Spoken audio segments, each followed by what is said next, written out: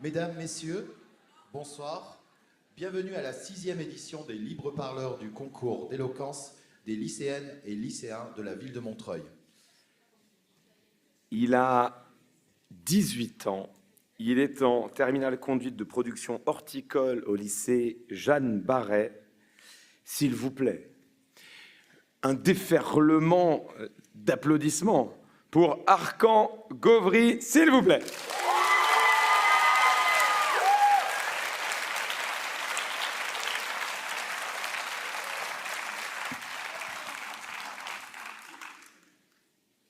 Une vie banale, puis un retour à la réalité.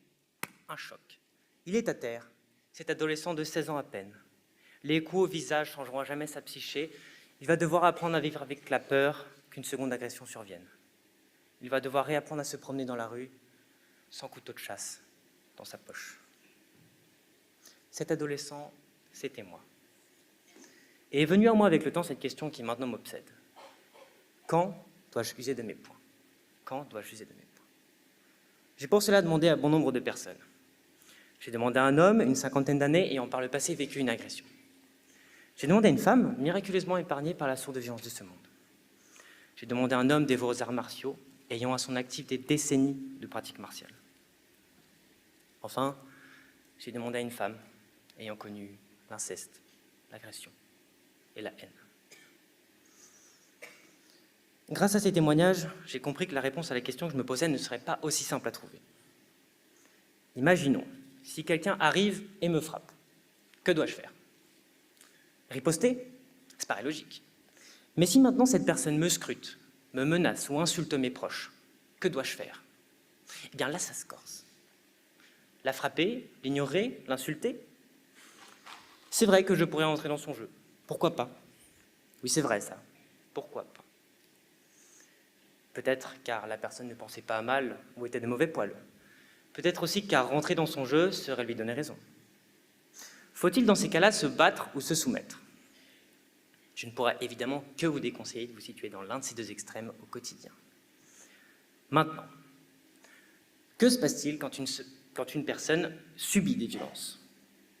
Il est possible que la personne concernée cherche à prouver sa violence et sa force au monde pour ainsi dissuader de potentiels agresseurs de passer à l'attaque. Tel a été mon cas. Je ne sortais à l'époque jamais sans un couteau sur moi, j'adoptais une attitude violente et renfermée en public. Et c'est à cette époque que j'ai commencé la boxe en autodidacte. Imaginons maintenant la trajectoire inverse. J'aurais pu me soumettre complètement, baisser les yeux et répondre aux attentes des personnes malveillantes. Certains verront cela comme de la faiblesse, je ne suis pas tout à fait de cet avis. Parce que si je n'avais pas eu cet égo mal placé, que j'ai encore parfois aujourd'hui, je me serais évité bien des emmerdes, croyez-moi. Connaissez-vous la loi du talion ? Elle stipule qu'un coupable devra recevoir une peine équivalente à son crime. C'est d'ailleurs de là que nous vient l'expression « œil pour œil, dent pour dent ». Mais ce n'est pas une option. La vengeance n'est pas la solution. Être sage, selon moi, réside dans le fait d'accepter le mal que tu reçois sans pour autant pardonner. Mais faire la paix avec soi-même. Ne plus chercher à cacher ses faiblesses derrière une confiance en soi inexistante, ne plus chercher à cacher son agressivité, ne plus chercher à cacher ne plus chercher à cacher ses faiblesses derrière une agressivité, et plus que tout, laisser repasser ce qui est au passé. Comprendre que certaines personnes sont cruelles et ne changeront pas, car il est dans l'ordre des choses que le méchant fasse le mal. Je me suis inspiré d'Épictète pour le paragraphe, si jamais vous avez la ref. J'ai aujourd'hui 18 ans et j'ai peur, très peur. Je pratique un art martial, je m'entraîne régulièrement et j'ai un suivi psychologique. Et pourtant, je ne suis pas guéri de ce traumatisme. J'angoisse de chaque nouvelle rencontre, je vois une menace potentielle en chaque individu et je ne suis pas le seul. Faut-il toujours se battre ? Non, il ne faut pas toujours se battre. Néanmoins, il faut se donner les moyens de le faire.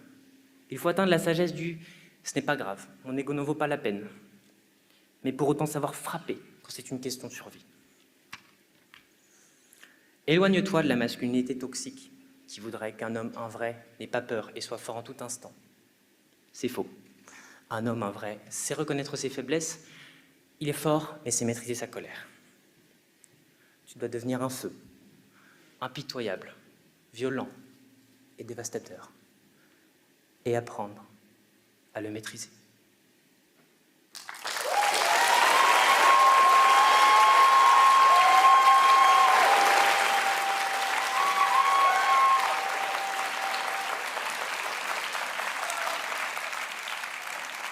Je suis connu. Yes!